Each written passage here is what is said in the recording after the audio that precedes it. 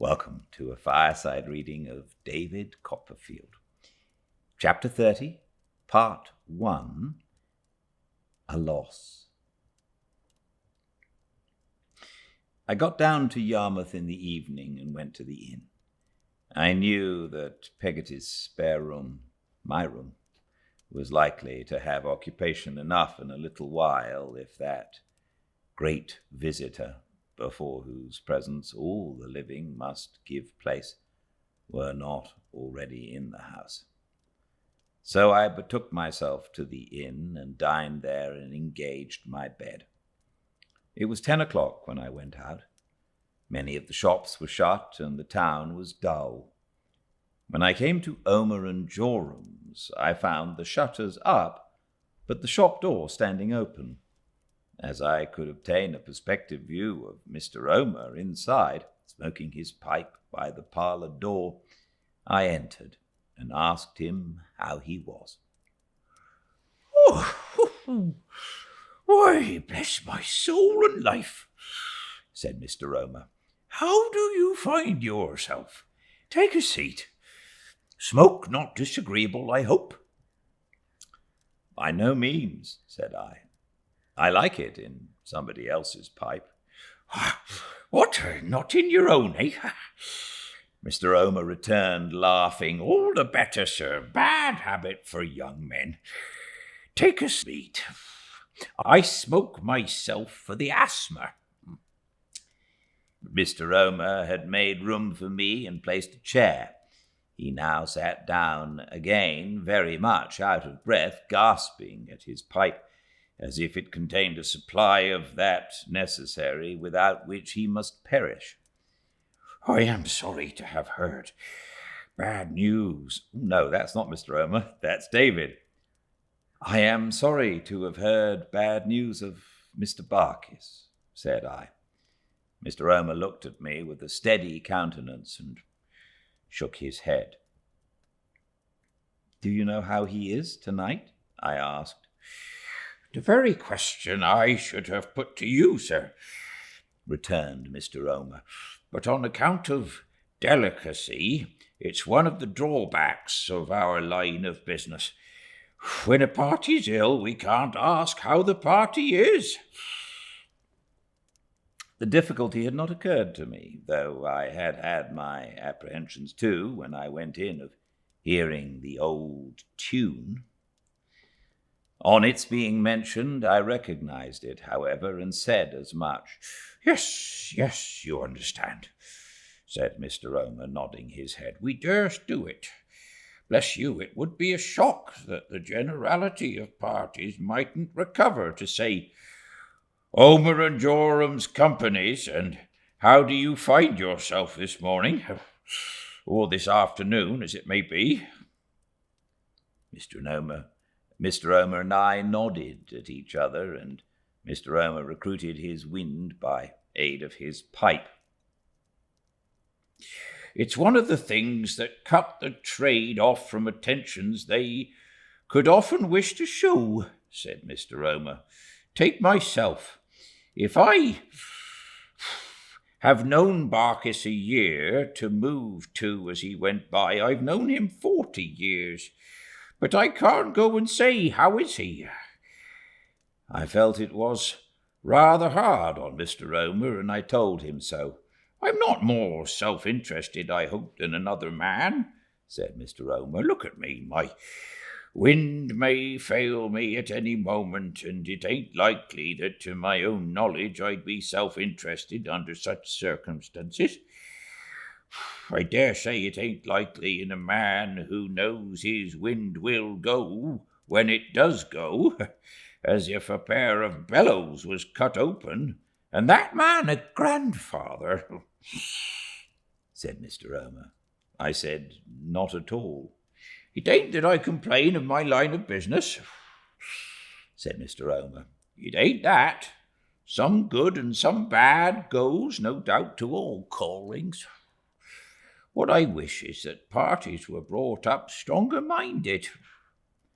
Mr. Omer, with a very complacent and amiable face, took several puffs in silence, and then said, resuming his first point, Accordingly, we're obliged, in ascertaining how Barkis goes on, to limit ourselves to Emily. She knows what our real objects are, and she don't have any more alarms or suspicions about us than if we was so many lambs. Minnie and Joram have just stepped down to the house. In fact, she's there after hours, helping her aunt a bit, to ask her how he is tonight, and if you was to please to wait till they come back, they'd give you full particulars. Will you take something? A glass of shrub and water now? I smoke on shrub and water myself, said Mr. Omer, taking up his glass, because it's considered softening to the passages by which this troublesome breath of mine gets into action. But, Lord bless you, said Mr. Omer huskily, it ain't the passages that's out of order. Give me breath enough, said I to my daughter Minnie, and I'll find passages, my dear. He really had no breath to spare, and it was very alarming to see him laugh. When he was again in a condition to be talked to, I thanked him for the proffered refreshment, which I declined, as I had just had dinner, and observing that I would wait, since he was so good as to invite me, until his daughter and son-in-law came back, I inquired how little Emily was.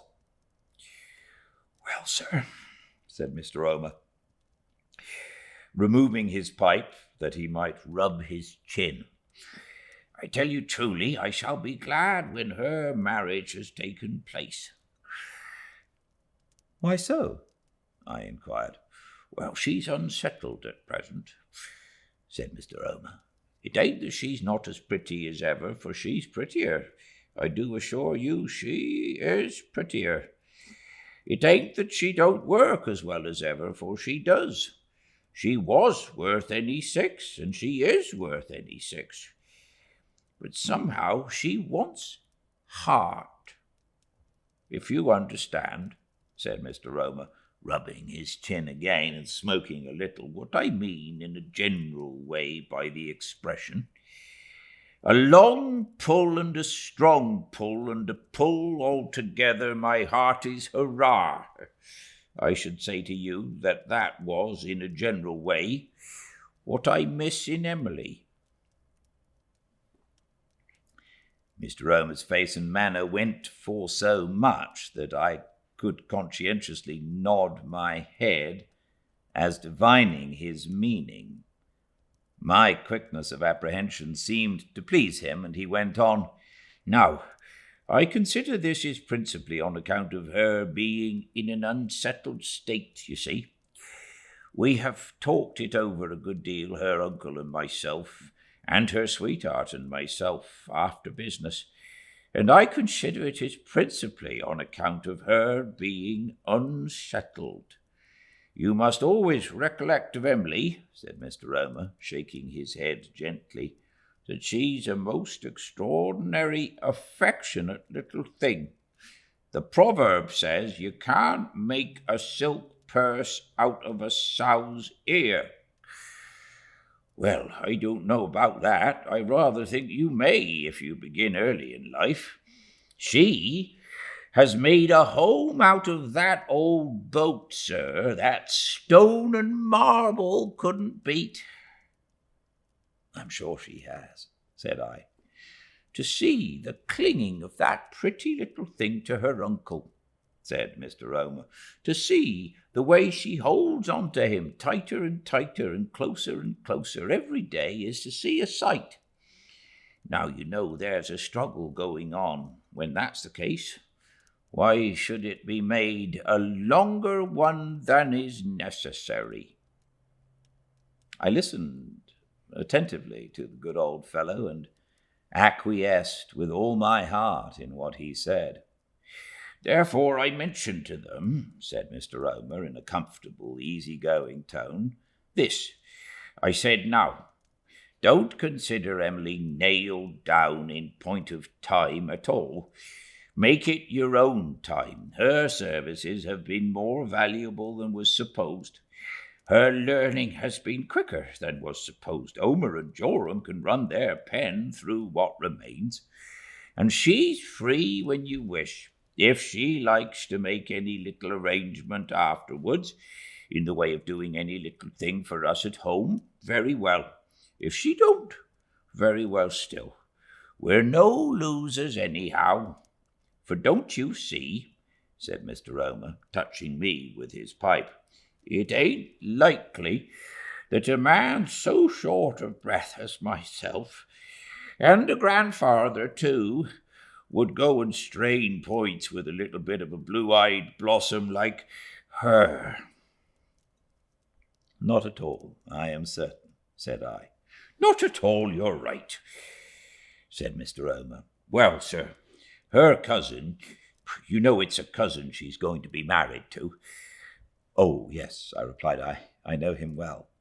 Of course you do, said Mr. Omer. Well, sir, her cousin being, as it appears, in good work and well-to-do, thanked me in a very manly sort of manner for this, conducting himself altogether, I must say, in a way that gives me a high opinion of him, and went and took as comfortable a little house as you or I could wish to clap eyes on.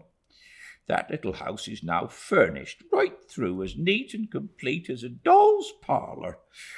And but for Barkis's illness having taken this bad turn, poor fellow, they would have been man and wife, I dare say, by this time.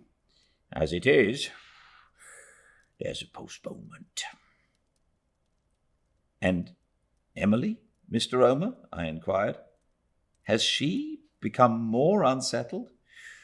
Why, that, you know, he returned, rubbing his double chin again, can't naturally be expected.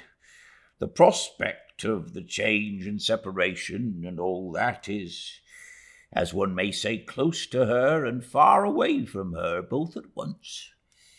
Barkis's death needn't put it off much, but his lingering might. Anyway, it's an uncertain state of matters, you see. I see, said I. Consequently, pursued Mr. Omer, Emily's still a little down and a little fluttered. Perhaps upon the whole she's more so than she was. Every day she seems to get fonder and fonder of her uncle, and more loath to part from all of us. A kind word from me brings the tears into her eyes, and if you was to see her with my daughter, Minnie's little girl, you'd never forget it.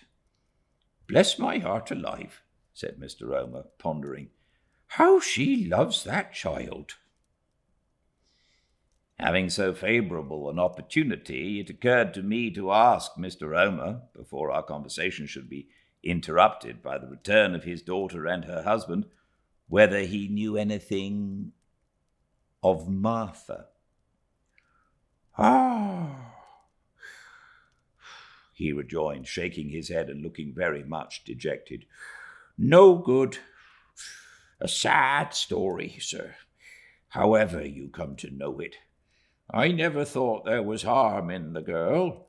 I wouldn't wish to mention it before my daughter Minnie, for she'd take me up directly. But I never did. None of us ever did. Mr. Omer, hearing his daughter's footstep before I heard it, touched me with his pipe and shut up one eye, as a caution. She and her husband came in immediately afterwards. Their report was that Mr. Barkis was as bad could be, that he was quite unconscious, and that Mr. Chillip had mournfully said in the kitchen on going away just now that the College of Physicians, the College of Surgeons, and Apothecaries' Hall, if they were all called in together, couldn't help him. He was past both colleges, Mr. Chillip said, and the Hall could only poison him. Hearing this, and learning that Mr. Peggotty was there, I determined to go to the house at once. I bade good night to Mr. Omer and to Mr. and Mrs. Joram, and directed my steps thither with a solemn feeling which made Mr. Barkis quite a new and different creature.